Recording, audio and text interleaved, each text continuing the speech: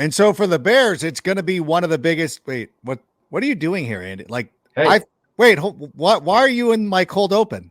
Or is this your cold open? Is it our cold open? Is it ours? Like, well, now this is very confusing because usually I sit here and rant about the Bears for about a minute.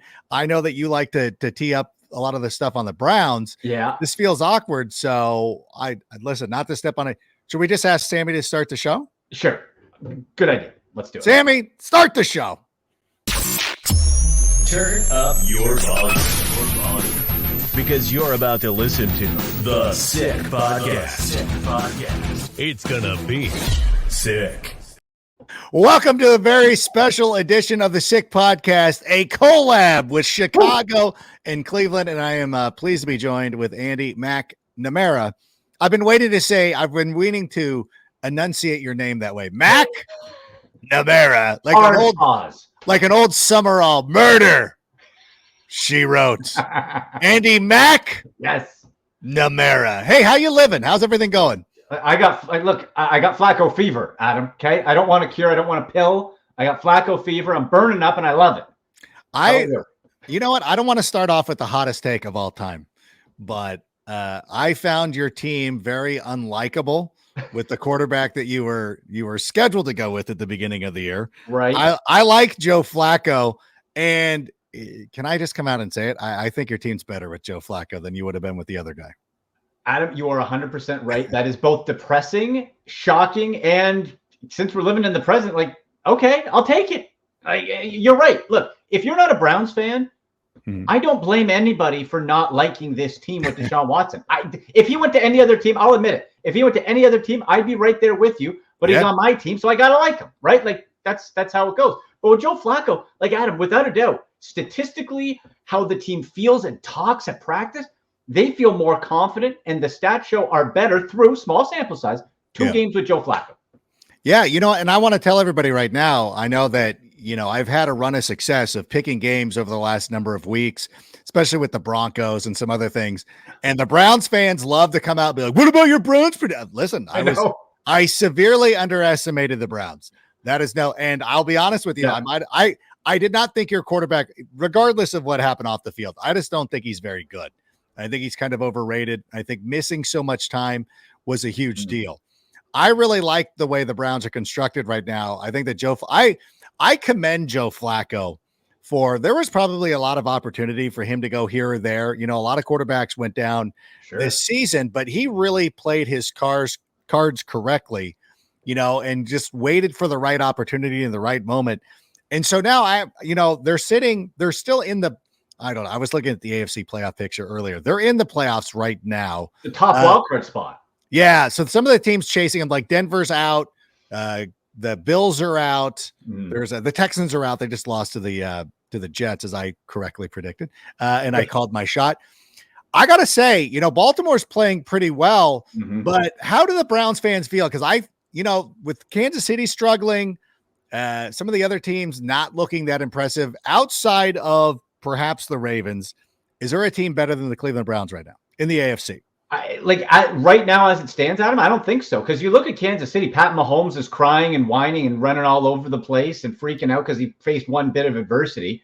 And then you look at everybody else, right? Steelers are flailing because of the quarterback situation. They're actually a playoff team right now, which is just not going to hold. No. And so I think right now, and this is crazy to say, because if you took the records away and you said Cleveland Browns on their fourth quarterback with missing their two starting offensive tackles, you're on your third string right tackle. By the way, Nick Chubb not there. And your defense is banged up. To be 8-5, it's crazy. I think for real, Kevin Stefanski has to be considered one of the Coach of the Year candidates, like right near the top with how much he's overcome. No, he's not going to get it. Like, no. They're not going to reward the Cleveland Browns. It's Flacco now, though. It's all everyone likes Joe. I understand. I love Joe Flacco. I remember seeing him. I was at the Super Bowl in New Orleans when they were victorious over the San Francisco 49ers. I remember running into Joe Flacco. Just not even like not necessarily. It was it wasn't the Acme Oyster House. Was it the Acme Oyster House? Maybe it was. Like, what a stunning. Like, he's a stunning figure when you see him. He's taller than you think he is. Yeah. He's more handsome than you think he is. And you're just like, oh wow, like this is kind of like a movie star quarterback. if Tom Welling, when he played the Browns quarterback in draft day, like Oh, this kind of yeah.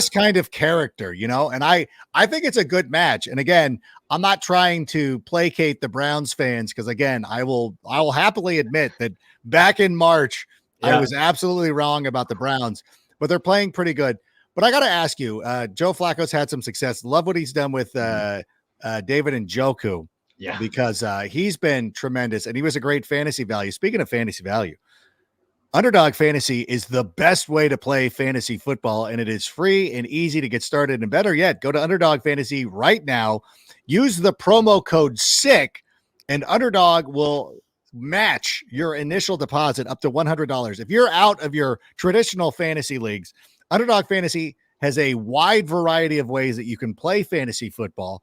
You can go out there. They have some pick'em games. They have some over-unders. There's a lot of cool stuff, a lot of stuff to explore. So don't sit there and pout because you drafted Patrick Mahomes in the third round and you're out of your fantasy playoffs, which is probably a little bit too telling for me. Go to underdogfantasy.com, or better yet, download the app. Use that promo code SICK. You will not be disappointed. And Andy and I we're both big fantasy heads. So, and Njoku was great, but how big of a concern is it not having your tackles, not only this week, but the coming weeks? Has it been an issue? What is the prognosis there on the offensive line? I'll say this with Joe Flacco, and it still sounds so bizarre to say, I have more confidence than even with Deshaun Watson, certainly more with PJ Walker, who got re-signed to the practice squad, and rookie Dorian Thompson-Robinson. And Adam, we see all the time, good, and we're not talking Joe Flacco, some like the elite conversation or anything. He is a thorough quarterback with that veteran presence, where we saw it last week. Play broke down immediately. He's like, nope, throw it away. Yeah. The offensive line is fine that way. It's good enough is what I'll say. If there's no other injuries, it's good enough. You have one of the best offensive line coaches in the game in Brian Callahan there, and he's ready to kind of mold this offensive line like he has all year. So you got the committee with Jerome Ford. You have a good running game to complement that. And Flacco, it's so smooth. And let me ask you this. That rust factor, I'm so sick of it with Deshaun Watson. We hear rust. How come Joe Flacco got off the couch 11 months? I didn't see any rust of Joe Flacco. We've seen plenty of quarterbacks. I mean, Josh Dobbs has kind of been exposed as a not a great NFL starting quarterback. Good backup. So good backup. I mean, that's exactly what you want. But you see how easy it is, especially initially. You kind of go out there and teams don't know what to think. They don't know what to expect. And so you can have a little bit of limited success. You never got that from Deshaun Watson. Like, not even the hey, we don't know what this guy can do. Like, no, I don't know. There's something amiss, and it's unfortunate that Cleveland gave so much guaranteed money to a player like that. And I know, it's tough as fans, to kind of live through that. And and so, but thankfully, all the yuck talk, right? Where it's like, because I don't want to defend the guy. No, I don't want to, right? But at the same point, it's my team, so I'm gonna be like, well, you're still rooting for the laundry, because you were a Browns fan before Deshaun Watson got there, and you're going to be a fan when he's long gone. And that's right. That is the thing. I know, one of my friends and colleagues, Rachel Bonetta, who didn't grow up a Browns fan, but she just was like, I'm going to be a Browns fan. And then they got Deshaun Watson, and then she was out. I'm like, you don't have the history. That's different, And so I completely understand that. And that's, a lot of sports fandom is that way. Even for me, being a fan of the LA Angels, and Ohtani leaves, and you're like, okay, well, and people are like, how are you dealing with it? I'm like, I don't know. I'm going to go rooting for Logan O'Hoppe and Zach Neto. I can't be concerned with the guys who don't want to be here. Similarly, when you have a guy that you don't necessarily like, you're like, well, there's 52 other guys and a coaching staff who I really adore, and I'm going to go out and root for them, and I hope that we win. And I really do. And this is one of the things I wanted to talk about, because the Bears will never, over the last couple of weeks, the Bears have dominated Detroit twice. Now, the Lions were lucky to get away with one, and they're like, well, the Lions aren't what they were. You're like, okay, fine. And then they beat the Vikings. Well, the Vikings aren't very good. You only scored 12 points. Well, the Raiders scored none. So we scored 12 times the points of the Raiders. And then so they never want to do it. And even now, going up against Cleveland again, I feel like this is a no win situation, But at the same time, I feel like this, when you look at the Bears schedule for the remaining part, this feels like the best team. Like this really does. And I love what we've seen out of Jerome Ford. And, I don't know. Kareem Hunt has played well. And there's 51 guys on the Browns I'm rooting for. No. What is it? Is it real? I know you mentioned Kevin Stefanski being in that Coach of the Year conversation, but what has it been about the Browns? Because I missed the mark on them. Is it just all the defense? Like, what's going on there? I think a large part of it comes down to Jim Schwartz and really taking that side of the ball and just switching that culture. Because Joe Woods before, you had the talent, but it just didn't work. But Jim Schwartz has the cachet. He's won a Super Bowl. He's done it for a long time at a high level, and it's working. And he's got the rotation in, and especially when Denzel Ward comes in. Different looking team when Denzel's not, but there's a true shutdown corner at him. And you bring him in, and what that does, of course, it allows the defensive line. You don't have to blitz, just the front four. But Myles Garrett's banged up a bit now, so it might be a little limited, but you got a nice rotation going. So I really think it's the defense and then just the buy-in. Like, when you hear the players spouting the same thing the coach is saying after games, like immediately in the emotion, you know something's clicked, and it's clicked in Cleveland. Yeah, it is one of those things that obviously I'll be picking the Bears this week because I always do, and it's what I'm going to be doing. But I think, but moving forward, I'll tell you this as an outsider, somebody who's been watching the Browns, and again, like I get it, Brown.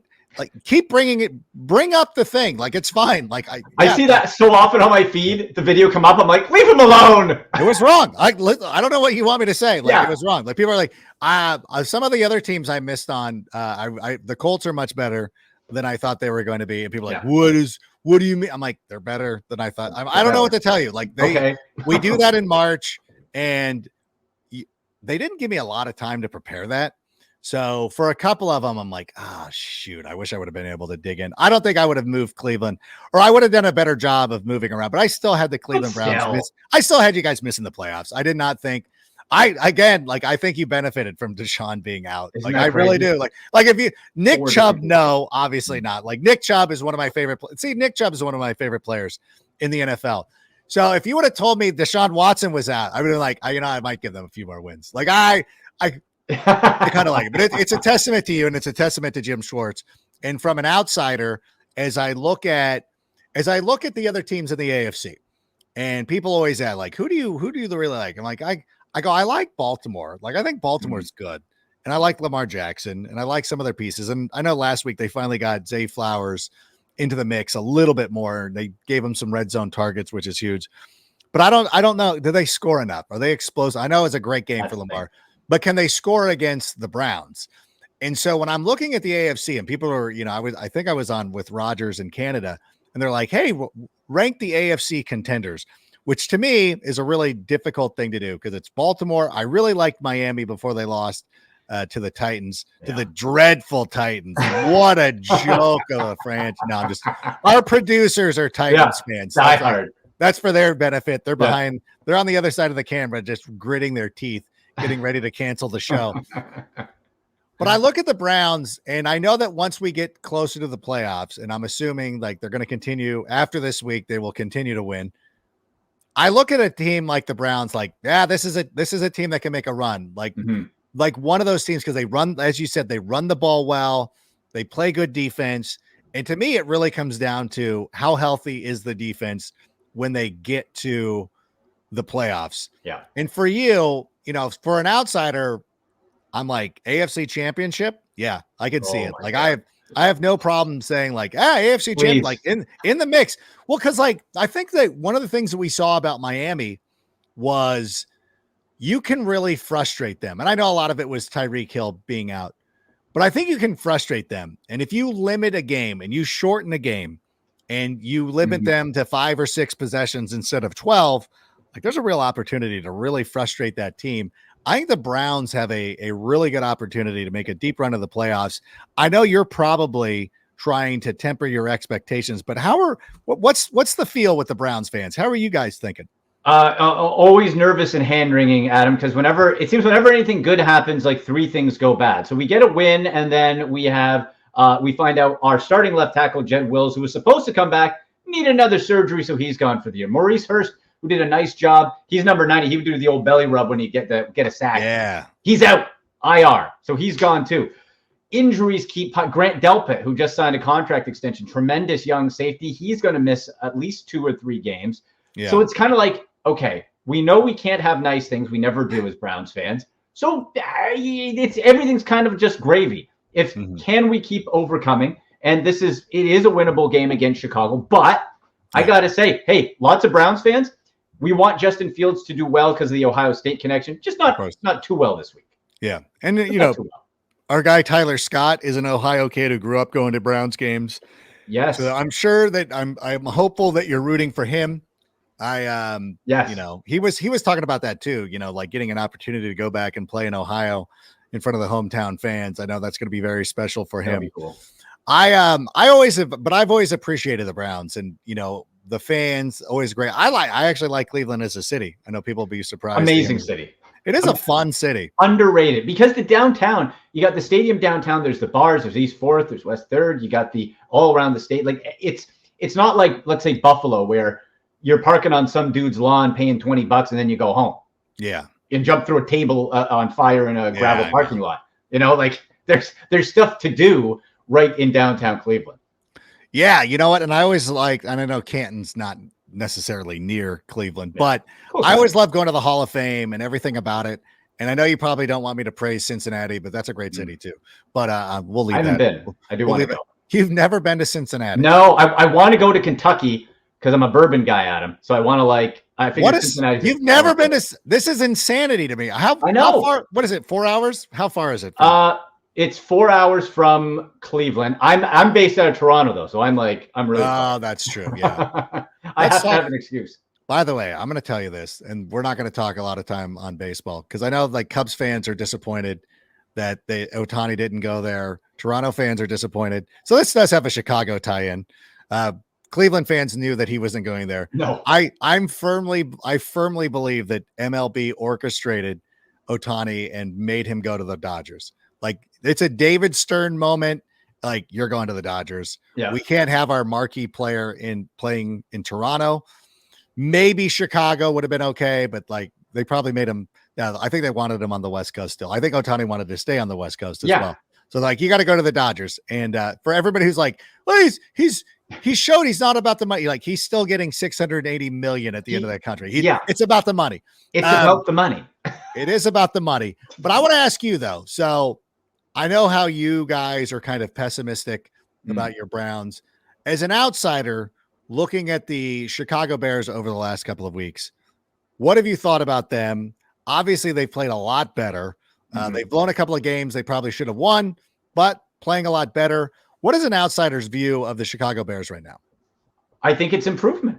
I think it's a case where you can't just look at the record. You can't look at the overall rankings on offense or defense and take it as a collective and think it's going to be a walk in the park. I think you look at the line right now. What is it? 3-point favorite Cleveland. If you just look at the rankings, that's even though. That's even because that's even. A home team always gets 3 points. But if you just look at the record, you think touchdown or something. Vegas knows this is going to be close. I think Montez Sweat, and I heard you talking about it, and I totally agree. I love Montez Sweat coming out of the draft. Right when they show Adam the silhouette when they show the guys running beside different quarterbacks, I'm like, this is a dangerous, large man that can eat you. That is huge. And I think it's something where for Justin Fields, he's playing to either, keep himself in Chicago or you be a top guy somewhere else. And he's improving. Cole Kmet's been great. I will have to say this though. Yeah. Can you tell me about your damn running backs? Fantasy football, I got all 3 of them. I got Herbert, I got Johnson, and I got Foreman. I don't know what the heck to do. It's interesting. I'm sitting here looking at depth charts right now, and there you go. Show this side of it. Hey. So it's funny because, Deontay Foreman wasn't even playing at the beginning of the season. No. They went with Khalil Herbert, but I thought that Foreman coming into Chicago, and I've said this plenty of times in August, the Bears had 5 games last season with a rusher who had 100 yards. And I think Justin Fields was 2 or 3 of them. David Montgomery was the other ones. Foreman had 5 on his own in half a season in Carolina. So it was kind of shocking to me that he didn't open up as the favorite for carries in Chicago. They went with the incumbent. They went with Khalil Herbert, the guy that they drafted. Okay, that makes a lot of sense. But I think that Foreman has kind of shown he is probably their best back. And I've been really impressed with what he's been able to do. So that's been a very difficult one. I do want to talk about Justin Fields though, because I know that, besides the Ohio connection, there's sort of a civil war going on with Bears fans who think that, hey, we should restart the clock, which again, I think it was the Swift Network who pointed out, like, obviously quarterbacks get paid the most money, but if you have a premier wide receiver, like let's say a Marvin Harrison Jr. and a Darnell Wright and what is going to probably be an elite pass rusher also taken in this draft on rookie contracts, like that you can kind of balance out not having your quarterback necessarily on a rookie contract. And, I don't think that, Justin Fields is going to get guaranteed money. He's not going to break the bank. And so I think that, so there's a civil war, of people that want to do it. I have been saying I would rather keep Justin Fields, build around him, bring in Marvin Harrison Jr., bring in an elite pass rusher. I know that everybody says offensive line. I really do believe that the offensive line improvements need to be somewhere in the middle, because if we decide that Braxton Jones is that dude and you don't want to flip him to right guard or something like that, because I think Tevin Jenkins is finally like locked in at left guard. Like let's stop moving Tevin Jenkins around. Let's just let Tevin Jenkins be left guard forever. I'm ready to sign the contract extension. And if you want to put Braxton on the right side at guard, fine, whatever it is. But I think that if you draft a center, you're probably going to be a lot better off. So I think that building with those pieces and knowing that Justin Fields is a good quarterback, that you just go with him. I mean, what do you think? Like, do you think that Justin Fields is a good quarterback? Yes, I think he has the chance to become a better quarterback. Eberflus has got to be gone. Isn't he, Adam? 8-22 over 2 years? Got to be. Listen, I mean, if this team has 9 wins, it's going to be very difficult. Well, if they finish with 8 wins, I think, honestly, I've been in the firm camp of like, yeah, we might need to try a new coaching staff. And a new coaching staff might come in and say, like, we want this quarterback. Want a different guy. Yeah. Which happens. And I understand it. And I really do truly believe that Matt Eberflus has an opportunity to save his gig, because this is going to be a very telling game. Remember, it's so funny. Matt Nagy pretty much ruined his coaching career with the negligence that he displayed playing the Cleveland Browns. Like that game. I was at that game. Yeah. That was one of the ugliest games of all time. Like that pretty much cemented his legacy. Like he was gone after that game. And I think that Matt Eberflus, I'm sure, is well aware of this and is like, you know what? I cannot do this. And, even with the Cleveland Browns being down, like some of the guys dinged up, Myles Garrett's dinged up. You went through the injuries that you've had on the defensive side of the football. You still have to protect Justin Fields, and please not to the point that you're throwing 40 screen passes, but still finding creative ways to help out Justin Fields and protect him. If the Bears play well, win or lose, if they play well, like, okay, like it shows they haven't quit on him. Right? Okay, that's good. And then you got Arizona, you got Atlanta, and then it's really going to come down to week 18. Now, this is probably going to frustrate a lot of Bears fans for even saying this, but if Matt Eberflus went out there and beat the Green Bay Packers in Green Bay, he's coming back 100%. If they lose to the Browns, if they lose to the Cardinals and the Falcons, he's probably fired. So there's opportunity for him, and I'm willing to keep it open, because again, it's not necessarily a great thing when you keep resetting all the time. You can't constantly Cleveland knows that, man. And so like and listen, I've said this before, you can go back and see the memes and see the reels, the IG story, whatever it is. I've been very vocal about, like, Matt Eberflus has not shown me anything that says that he should return for a third season as the coach of the Chicago Bears. But at the same time, I'm willing to give him the benefit of the doubt, because you're not blowing him out. Because, like, Carmen, talked about this too. Like, who is the person on this staff that is going to be the coach if you blow him out? Now, the Raiders got lucky with Antonio Pierce. I don't know that there's anybody like that with the Chicago Bears. And unless you're going to do a thing where you bring in Mike Singletary to coach the team, or like the Colts did. Like the Colts did. At least Singletary's coached in the NFL. He's been an NFL head coach. Yeah. I think the better example would have been like Olin Kreutz.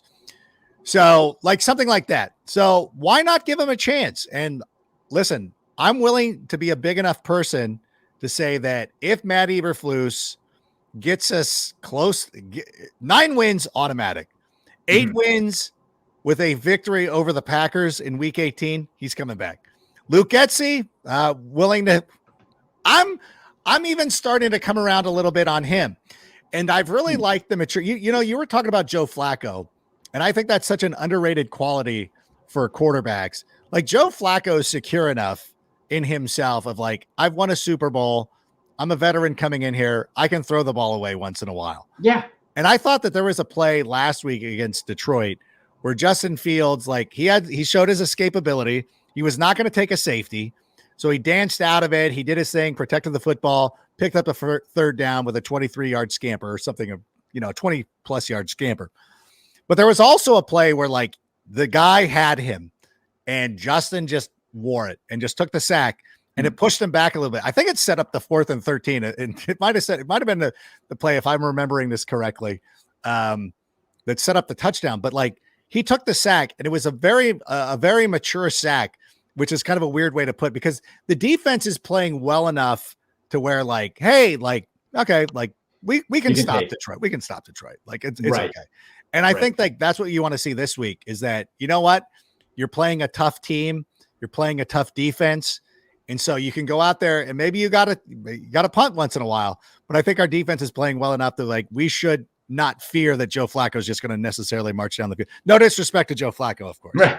No, well, and the thing is, the Browns have struggled against mobile quarterbacks this year, even as most recently as Russell Wilson, who we don't necessarily consider your true mobile quarterback, but he was able to run. And so Jim Schwartz, that's been a kink that this defense hasn't been able to get a handle of overall this season. So that'll be interesting. Are they able to figure out how to contain Justin Fields? Because if you don't, you can lock down DJ Moore and Cole Kmet to a point, but if Justin Fields is running wild on you and you mix in those bunch of running backs, it could still be a long day. Yeah, it is it is a really interesting matchup. And I'm curious to see. And I think, again, going back to a lot of these guys, because they've been talking about Justin Fields, like, hey, Justin Fields is playing for his job. I'm like, of the three, where are my hands? Jeez Louise. Of the 3 guys, Justin Fields, Matt Eberflus, and Luke Getsy, I always felt like Justin was the most secure. I feel like we've seen enough out of Justin Fields to be like, you can win. Now I know there's a lot of Bears fans who don't agree with this. One of my friends, Jeremy Paul, who's in the comments and a lot of these IG things and on the channel here, running quarterbacks don't win Super Bowls. I'm like, well, John Elway won a couple, Steve Young won one, Russell Wilson, but Justin at his core is a pocket passer who just has the ability to run. It's like being Hugh Jackman, like, hey, or Paul Newman, who is a great actor who can also make some fine popcorn. He can also race cars. He has other skills. Salad dressing, I believe, too. Salad dressing. Yeah. And I feel like that's Justin Fields, which is, again, why I would rather just go out. And like, I'm almost to the point too, like, I'll take Marvin Harrison first overall. I DGAF, unless you get New England to want to jump up, or you have it, like, you can't fall too far because you can't let the Cardinals get in front of you.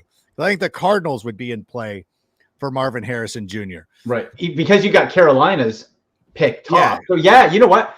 That's a good point. You might have to do it. And if they decide, depending on, there's so many ifs, but if whoever's in charge decides, all right, we're going to go Justin Fields, build around the kid, give him more than 1.5 weapons and build around him, then I'm with you. It's like, okay, why don't we just take the guy we want, Harrison, come back at wherever you are, 5, 7, 8, and take whatever, right? Yeah. And just keep building that way. Yeah. What do you think too? Because I again, coming from an outsider's perspective, because people talk about this all the time, like the Bears are really blowing this tanking. I'm like, why would you tank if you're one game out of a playoff berth? Like, I was just looking at that. Yeah. Like it's crazy to me. And Carolina's already tanking for us. Like, we don't need multiple tank. We don't need multiple tank jobs going on. What a terrible. Oh, Carolina. What a disaster. Oh. Well, that is what I keep saying. And like, for even last year, people were talking about Bryce Young like, oh, the Bears should just take Bryce Young and reset their quarterback clock and blah, blah, blah. I'm like, okay, so let me ask you this. Would you rather be the franchise that has Bryce Young, or would you rather be the franchise that has Justin Fields, DJ Moore, Darnell Wright, and the first overall pick, presumably? I think the Bears fleeced them on that one. Oh, total fleece. And Bryce Young stinks. That's the other benefit. It's not like you're like, oh, man. Yeah. No, you should have taken CJ Stroud, and that's it. Yeah. People are, like the hindsight on that one is pretty severe. I remember doing a thing on NFL Total Access where I was making the case for CJ Stroud, doing a little hype video in my kind of way of like doing this hype video. And people were like, give it a rest. Nobody would take CJ Stroud over Bryce Young. Like, okay. I would have. 100%. Okay, pal. Yep. I was with you the whole way. I was pounding the table with you, Adam, because do you want to take a chance on a 6'3", 215 guy, or a chance on a guy generously 5'9"? Sammy and the guys here saw him at the combine. Yeah. They're like, that guy's not 5'9". No. He looks like the kicker out there. Yes. He looks like it is. Take it. That is the thing too. And I know it's always a Ohio. Well, the whole Ohio State quarterback narrative is going to be a thing of the past, because even if you don't want to include Joe Burrow, who played quarterback at Ohio State, you still got to say CJ Stroud's good. And at some point you got to stop lying to yourselves and say that Justin Fields is good. So, okay. So in any event, I know that we've started to exceed our time here, and I want to thank, I guess I'm not because it's your time as well. It's our time. It was our time because this is a collab. And so I was put off with the way you were demanding the time though. Because like because I got a note from our producers. They're like, here are the times that work for Andy. That's right. What about the times that work for me? No. That's the times that works for Money Mac here, baby. Okay. We're going. Andy McNamara. How do you see this one playing out? What is your if you're kind of like, obviously you're picking the Browns, but how do you see this one playing out? Yeah. Well, first, I always appreciate your time, Adam. You're awesome, and I love you. I think we look at this one. I think it's going to be more high scoring than people might think. I know that at this time of year, it's kind of like, 17-4. I think that these guys, Joe Flacco's thrown the ball 44 and 45 times. And if he's scoring touchdowns the way he is, you're going to just have to keep pace. And we've seen the Bears click. And I think Justin Fields is going to have a day on the ground. So I'm thinking Browns win it. I'm looking like a 30-27. Like, I think it's interesting, a higher scoring game than people think. I don't necessarily disagree with you, but one of the things the Bears have done really nice over the last couple of weeks, and it'll be interesting because this is even against the Vikings, the Bears did a really nice job of controlling the clock, winning the battle in the time of possession. So I'm curious if they do that again, but I do think that they'll score a few more points than people will be giving them credit for. I do think that, with the way that they played the Vikings a couple of weeks ago, that I think that they will take some shots, but it's going to be somebody like Tyler Scott who ends up being the dude who they kind of get in these one-on-one matchups and get an opportunity to get the ball down the field to him. And so I have this one very close. I have 24-21. Again, a little bit more scoring than people are probably expecting, because I think that both defenses have been playing pretty well, but there are some injuries. And you were talking about the Browns injuries, and Ngakoue, of course, being put on IR on Wednesday, was big news in Chicago. So, the Bears have had their injuries, but that's like the biggest one. But a lot of the guys seem pretty healthy right now. So it's been not as bad as it could be. Cole Kmet too, Adam. Cole Kmet too. Browns can't cover tight ends for like 15 years in a row. I think Cole Kmet has, for fantasy purposes, not that you wouldn't start Cole Kmet, but start Cole Kmet.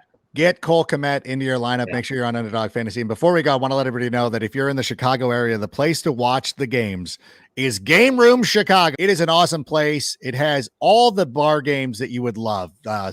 Skee ball, shuffleboard, pop a shot, and best of all, it has plenty of room to watch your favorite games, including the Chicago Bears, who are on the road this week, with a menu featuring Michelin-starred chef Mari Katsumura's snack foods. There are beer towers, a weekend Bloody Mary bar, signature shareable craft cocktails, and so much more.